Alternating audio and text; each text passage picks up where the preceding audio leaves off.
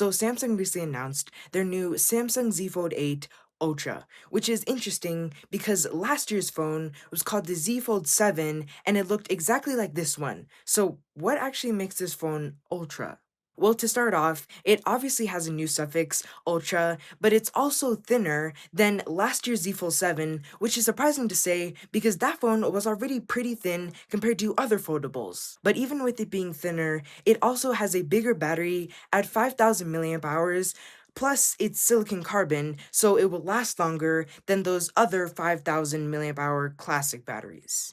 It's also got the Snapdragon 8 Elite Gen 5 chip, replacing the 8 Elite. Along with that, there's Bluetooth 6.0 and One UI 9, which is based off of Android 17 out of the box. Other than that, not much more has changed. Well, actually, there is at least one more major new thing because there's this new thing called the Flex Titanium hinge, which makes the crease less visible. There is still crease, but it is less visible. But also that technology lets the screen or display to be thinner so you can fit more things in the phone, which is really important actually for a phone because every millimeter matters, especially on one that folds. But actually, most of the features that we just talked about are on the new Z Fold 8, which took the name of this phone and is also cheaper. So again, what makes this phone Ultra?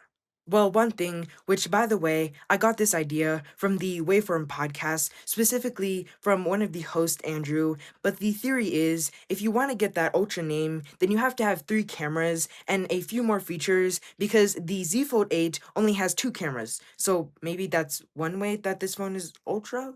Oh, and those triple cameras are mostly unchanged on the new Galaxy Z Fold 8 Ultra compared to the Z Fold 7, except the ultra wide gets a boost from 12 megapixels to 50 megapixels, but the others are still a 200 megapixel main, a 10 megapixel telephoto, and a 10 megapixel selfie, so pretty average, at least in Samsung's book. So yeah, that's basically all that's new on this phone and makes this phone Ultra. So what else should we talk about?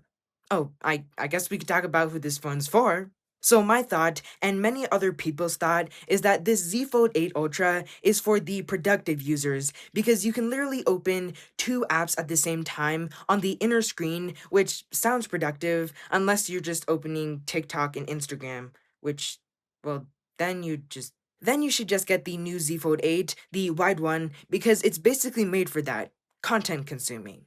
And that brings us to the price. So despite having very few changes and still starting at 12 gigabytes of RAM and 256 gigabytes of storage, Samsung is raising the price of the Z Fold 8 Ultra, maybe because of that new name Ultra, but either way, you still have to pay $2,100 to at least get the base model of this phone in your hands to see that new, basically creaseless display, which is a $100 increase, so I wouldn't really blame anyone if they're looking out for a Z Fold 7 with a discounted price because it's basically the same phone, but just has a more visible crease. That's really the only thing.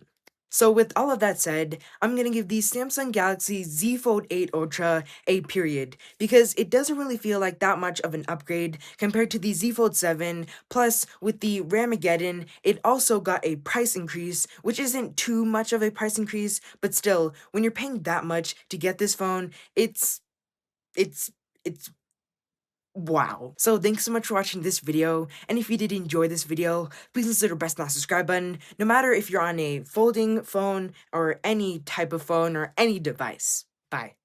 Oh, wait, before you go, I need to first I need to get something for you. Probably haven't heard this yet today.